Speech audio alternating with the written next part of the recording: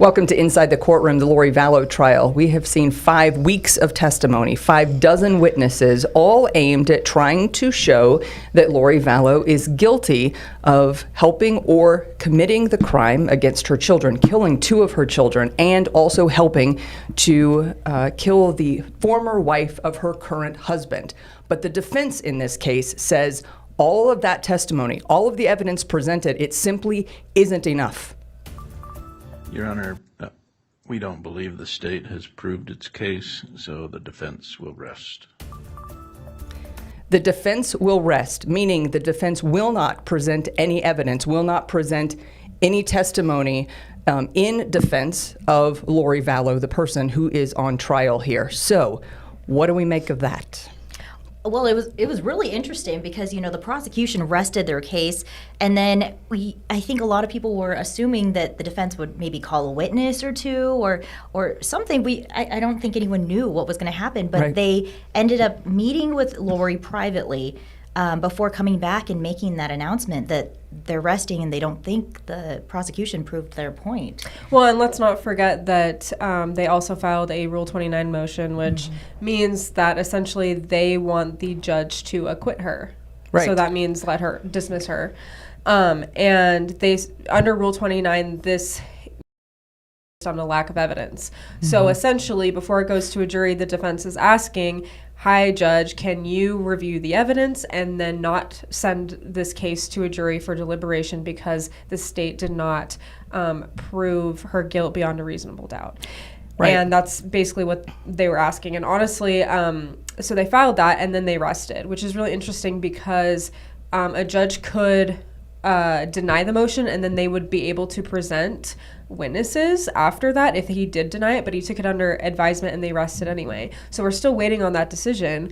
But let's not forget here, the state has to meet a certain standard. Right. They have to meet that standard of proof. They have the burden. So the state has the burden. It's their job to prove that she is guilty. She's presumed innocent. It's on them. It's not on the defense to give them a case. That they don't have to. That's why people were confused when they said we rest. And just to clarify, resting means they are done presenting evidence, they're done presenting their case. That's what resting means, that they're finished. Right. And so, you know, when they rested, that they don't have to present anything. They don't have to present a rebuttal. That's not their job. Lori is still innocent in the eyes of the law. But it's hard to imagine that because, you know, we had talked about if they could call people to dispute some circumstantial evidence, like, you know, Lori's hair being on the tape around JJ. You know, she's his mom, so it very well could have transferred that way. And I truly believe that they would call someone to say that or at least ask that, but they didn't. So all of us were shocked, and she's not taking the stand. We saw she's not taking the stand, and so we all were shocked. We thought it was going to go longer, but you know, deliberations could start tomorrow once the closing arguments. Closing arguments are set for tomorrow. So let's walk back to the final days of the prosecution. So since our last episode inside the courtroom, we had, the last time we spoke, former FBI agent, now current Deputy Chief in Caney County, Doug Hart, was on the stand. And he was the person who brought forth the evidence from the iCloud accounts. And he talked about some specific text messages, the first that we have seen between Chad and Lori specifically, that directly referenced the children and getting rid of the children. Is that right? Lots of text messages. Yeah, there was many. I mean, that was the whole day, really. Right. But go ahead. No, I mean, like, I don't think they said anything about getting rid of them. Okay. Their words were take the children. Okay. Taking where? I don't know. But their words were take. Okay. So, and I think the biggest text messages we saw between Chad and Lori, Lori asks, we just have to wait, or she says, is there a perfectly orchestrated plan to take the children? We just have to wait for it to be carried out. I feel lost. I feel like I should be helping. And Chad replies, there is a plan being orchestrated for the children. I was shown how it fit together, and it has been on my mind.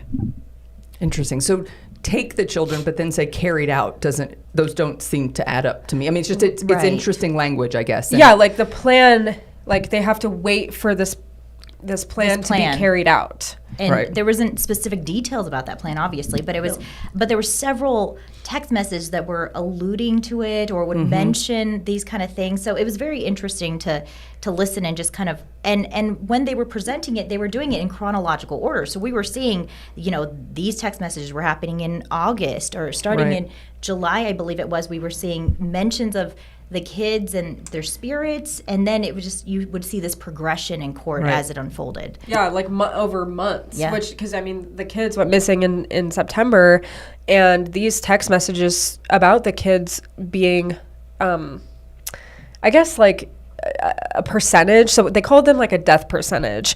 And these text messages started in the summer and fed through the fall.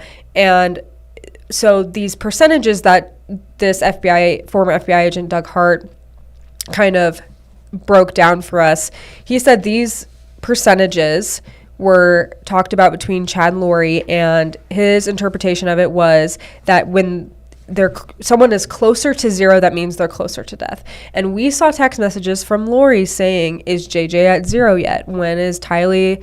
What's Tylee's percentage?" And Chad says she's at 0.13. And he previously said that JJ was, I think, at 99.9 or something.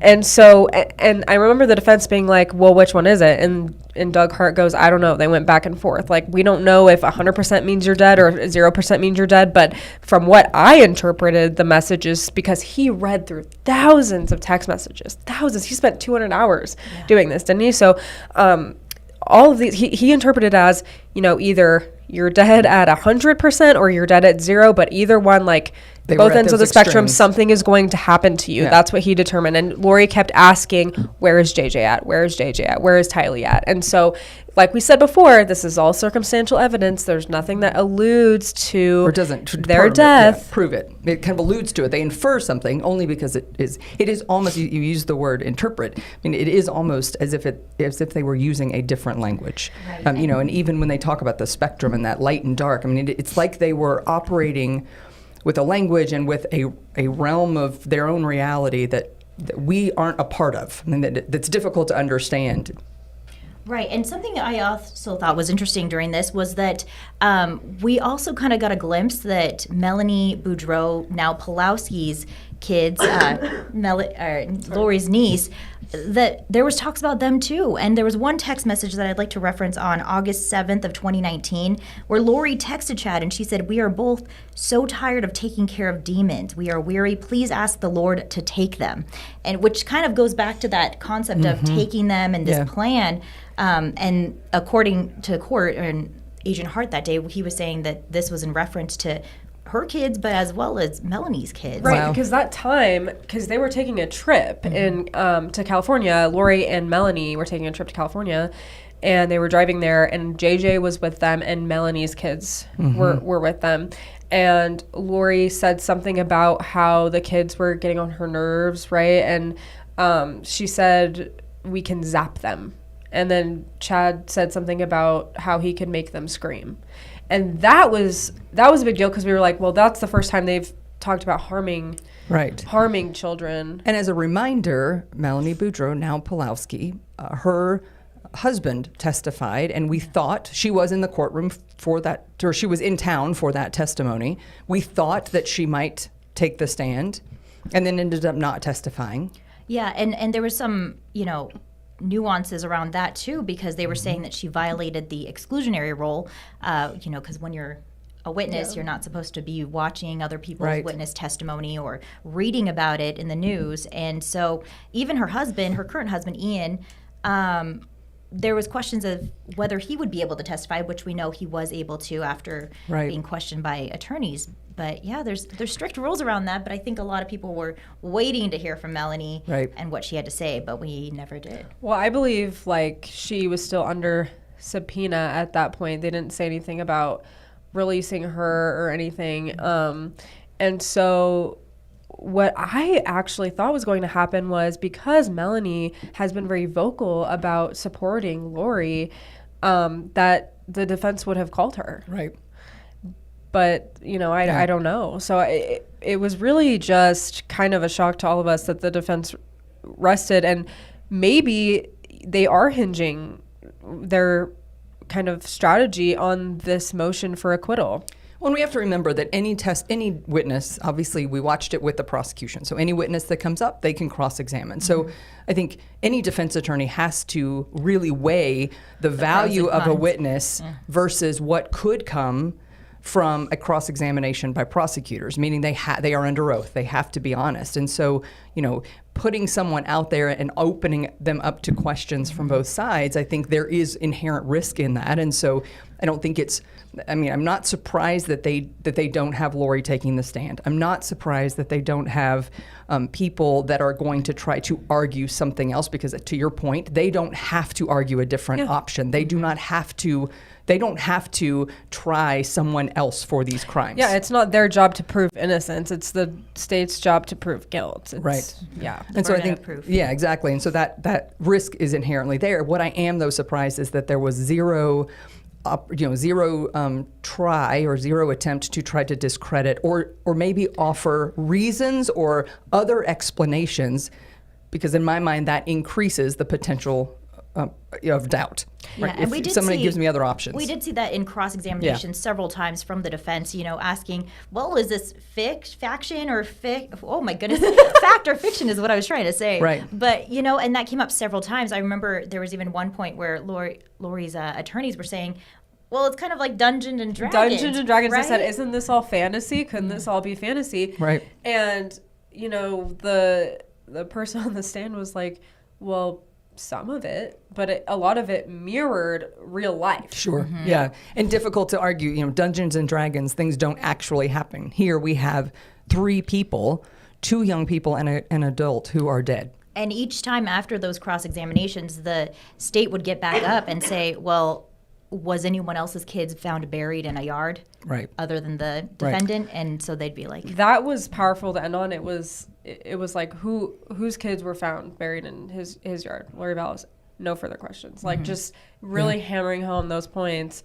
And But that it's honestly- very real, right? Not a Right. fantasy, not fiction, but absolutely very real. yeah, no Those matter are the how many facts. times you try to spin it, that's what they're trying to say. Right. At the end of the day, Right. there are these victims. And also today, so not to switch it up, but today wasn't an eventful day at all, because they are just the prosecution and the defense are just coming up with jury instructions to give to the jury once they start deliberating, which tells them how to interpret the law based on the evidence, or how to come up with a verdict essentially based on what they've seen. So we didn't see anything about what is in there. We know that there are 39 jury instructions, which seems like a lot to me. Sure. And then we also know, so during this, it was crazy because the defense actually asked the judge to include a accessory instruction into those instructions. And the accessory instruction, basically, he said, would help the jury decide if we cannot find her guilty of murder, then she probably is guilty of accessory. It's like a lesser charge. Yes, an accessory would be accessory under the law is lying to a peace officer, judge, whoever, about a felony. And so he actually said, and I want to pull it up, Archibald literally said it's very plausible that, I guess he kind of stated it, that we know she lied to police about this crime. Right. And so I thought that was really surprising, because Archibald was kind of just putting it out there like he knew it was true. Well, I think you can take that even just from the not producing the children, the things that we know absolutely that she could not answer the questions, and that there were, I think there's no getting around the fact that she has provided multiple different stories to multiple different people. I mean, that was pretty obvious, I think, from at every turn. And so maybe that's his way of, we're not going to deny that. We're not even going to argue that, but let's give them another option. Right, and she's not charged with accessory, so that kind of was a problem because, I mean, the reason why is because she's charged with conspiracy, right? So an accessory means that you knew after the fact that the crime was committed and you were working with someone else, but not in a conspiracy way, where the conspiracy charge is that you were working with someone else in premeditation kind of. And so Archibald literally said, a jury can conclude based on the evidence that if she's not guilty of murder, she's guilty of knowing a felony was committed and lying about it to police. So they know that she likely or allegedly lied to police about, what happened. But maybe a jury doesn't find her guilty of murder and they do think that she lied to police. But the judge denied it because he said the conspiracy charge addresses that. The conspiracy charge is the bigger version of the accessory charge, right? So that, and it hinges on, as you said, did we know before and I had a part in trying to plan and execute this plan? Or did I know afterwards, and instead of helping to make it happen, I instead tried to cover it up or didn't help to get the person responsible to law enforcement or keep them from being found out. Because at the end of the day, I mean, this all dates back to she failed at even reporting that her kids were missing, right? We wouldn't have known if it wasn't for the grandparents of JJ reporting that and then kind of setting the wheels in motion to conduct these welfare checks, and then from there, that's how we got here. So you've all talked to the family. I mean, they have been very, very supportive and certainly very open about their feelings as they've been in this trial. What about the reactions just as it's starting to wrap up? I mean, knowing that we are now on the verge of going into deliberations, there will be some sort of finality or next step. Whatever way this goes, how are they feeling about that? What kind of response are you seeing? I've spoken to the grandparents several times over the last 3 years even, and I think at the end of the day, Larry Woodcock specifically keeps saying, he's just hoping for a just and fair verdict, whatever that may be. And he was transported to the ER. Yeah, so yesterday, we saw him arrive at the courthouse yesterday morning, and then throughout the course of the day, something happened.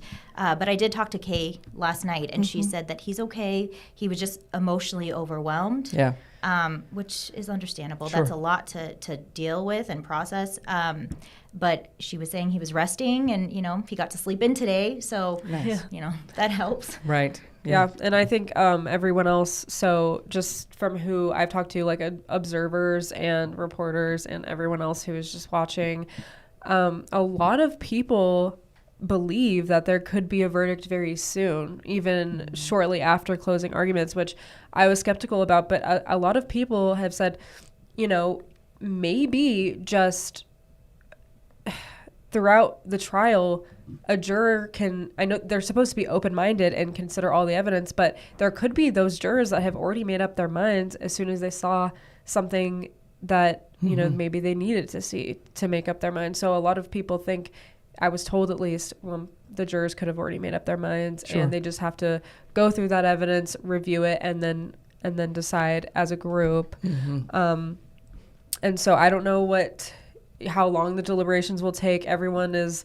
wondering. It's up in the air. It's not something you can predict. You just don't know. And you never know. I mean, there might be that one person. Absolutely. I was just going to say, it takes a unanimous verdict. It takes a unanimous decision. And there is often, that the one or two that you hear that from jurors all the time is that there's one or two people that say, I'm just not sure. Or they will ask, jurors can ask to read transcripts. They can ask to have, something refreshed in their mind. They can ask to have something re-explained. Now, they can't get new information, but they can go back and review what was presented in court. And so that can happen.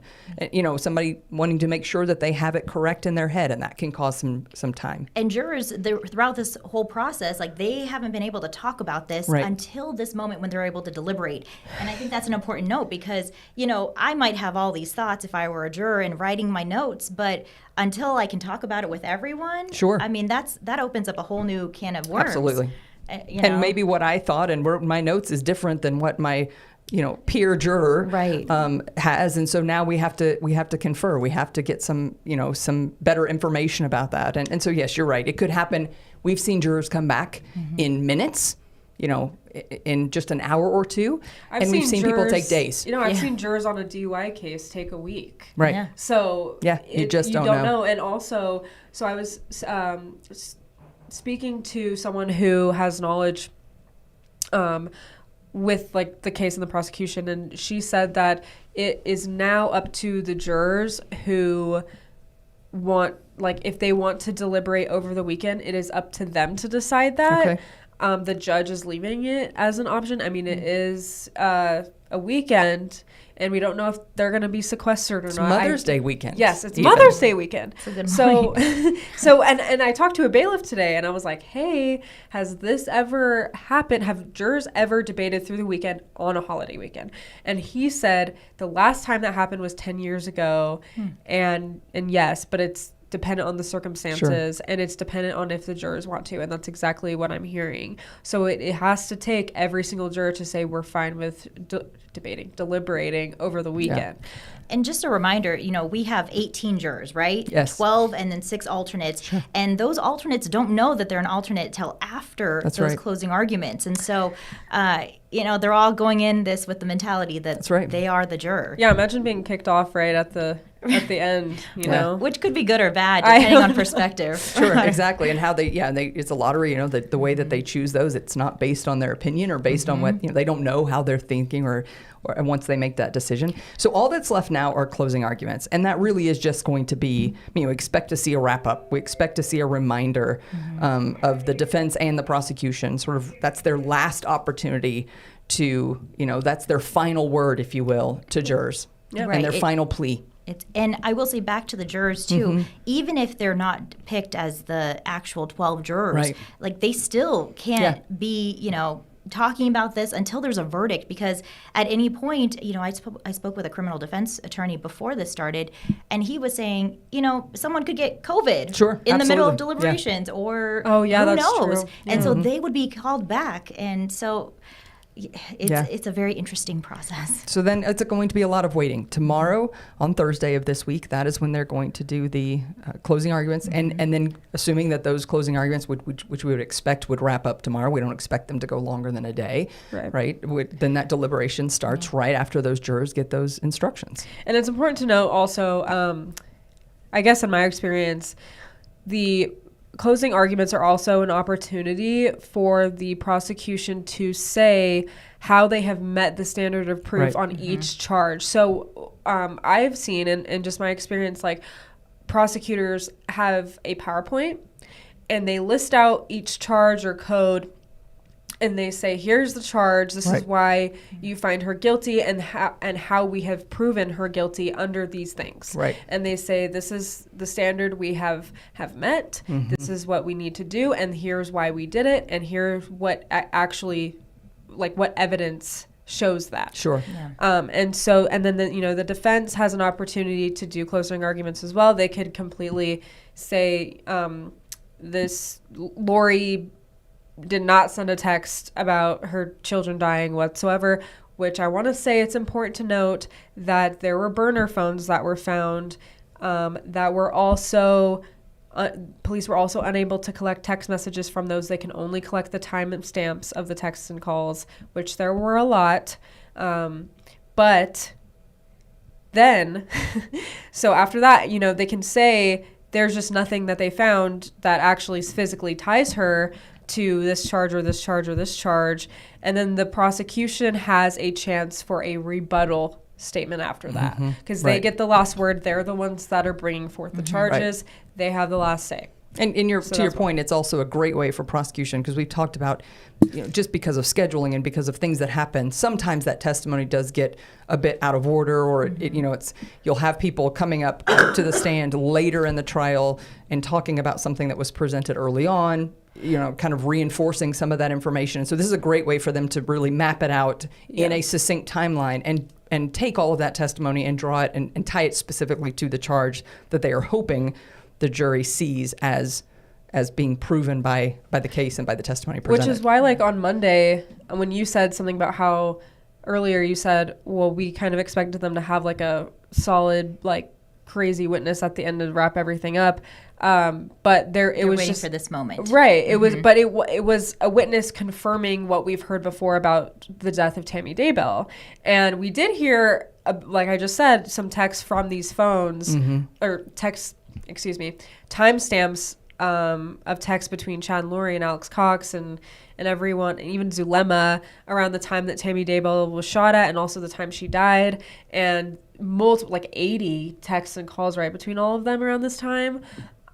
So, to your point, like it was just confirming what we already knew, sort of. It's really interesting because, just being out and about, I think people have been watching this case closely, and they kind of stop me and say, I was expecting for this bombshell and X, Y, and Z. And, I spoke with a different attorney previously, and he was saying, true crime, that's the problem with true crime, or even just watching shows like CSI. I was going to say, it's a little bit of a CSI effect, people right? expect all the answers and for it to be like wrapped up in this tiny bow for them and packaged nicely, and that's not what you get necessarily when you're watching a trial or in real life. And so, especially a trial with so many witnesses, it's literally up to at what time can you fly them into Boise if they're from a different state, or at what time are they available? Like maybe they're significant others in the hospital, or maybe they have a family event. Like you can't always, it's not always succinct. And so, like you said, people were expecting a lot, but at the end it was just, hey, this is to confirm what we've seen and corroborate it, which is important. Having your witnesses corroborate what other people have said. But and that was the end. And we didn't expect any more on Monday. We all knew that they were gonna rest.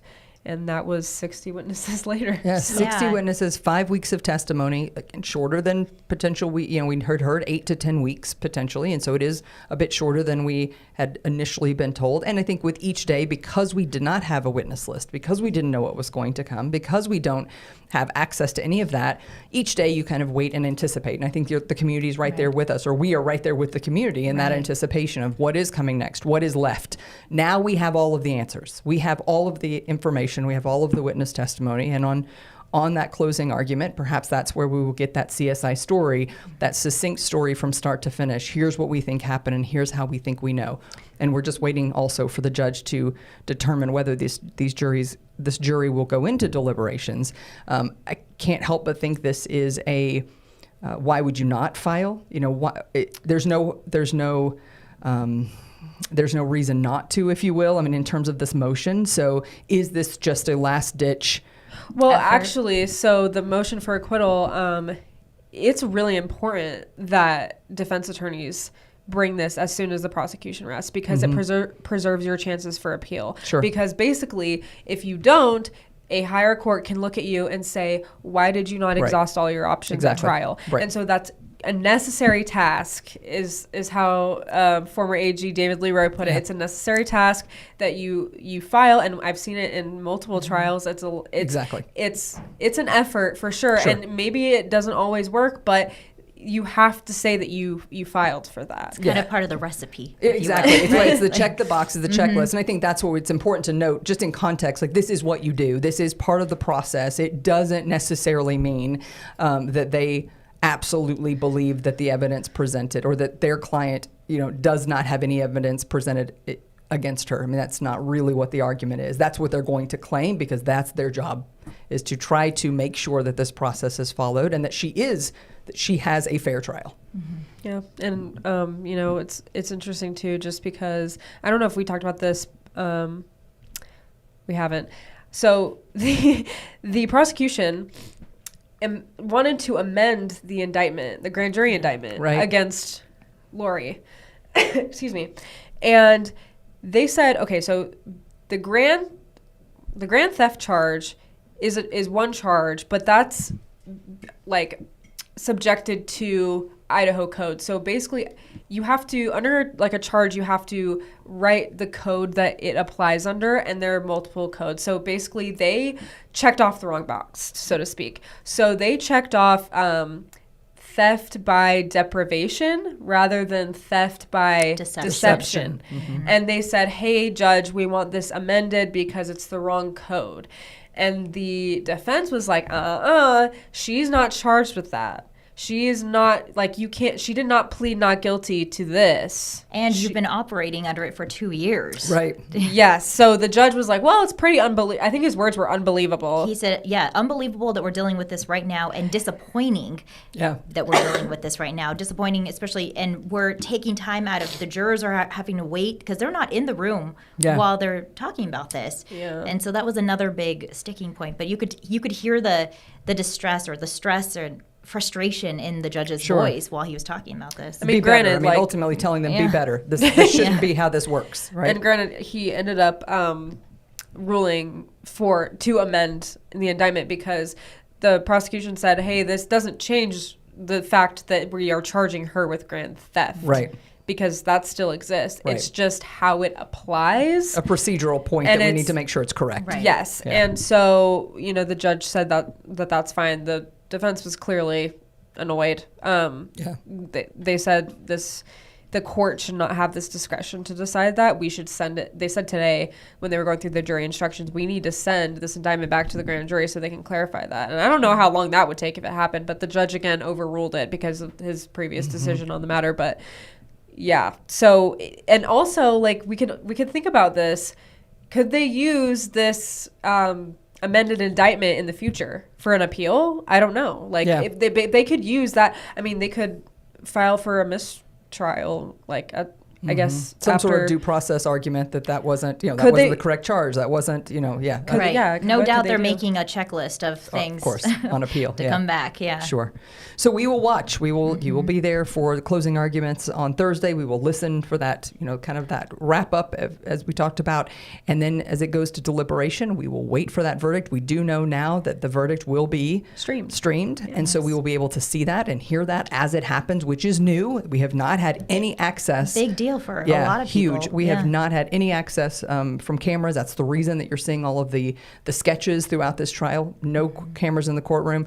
And then, of course, once we go into potential, if the verdict is guilty, then we go into sentencing. There will be a lot to talk about after this verdict comes in and what the next steps are, regardless of if it's guilty or not guilty, and of what. I mean, she has multiple charges. There could be a mix. Yeah, that's a really good point to make. And not guilty. I feel like a lot of people don't understand that she can be found innocent of one charge but found guilty of another. So there's 7 counts. She could be innocent of 3 of those and guilty of 4. But that's just up to the jury. And I think that kind of got lost on some people. Like it's just because it's one case. Right. Just because it's one case doesn't mean it's one crime. There's multiple. And there will be a guilty or not guilty verdict on each of those counts. Yes. And that's how the jury has to look at it. I mean, they are required to look at that at each of those charges separately and make that determination on each of those, some clearly tied together. So it's difficult for a layperson to listen to some of that and think, how could you find not guilty on this charge and yet guilty on this one? In reality, that is absolutely possible for any of these counts. And so we will have to wait and see what happens, and we will be listening, and then we will be back here to talk about that verdict and all of the reaction to it as soon as it comes in right here on Inside the Courtroom, the Lori-Vallow Trial.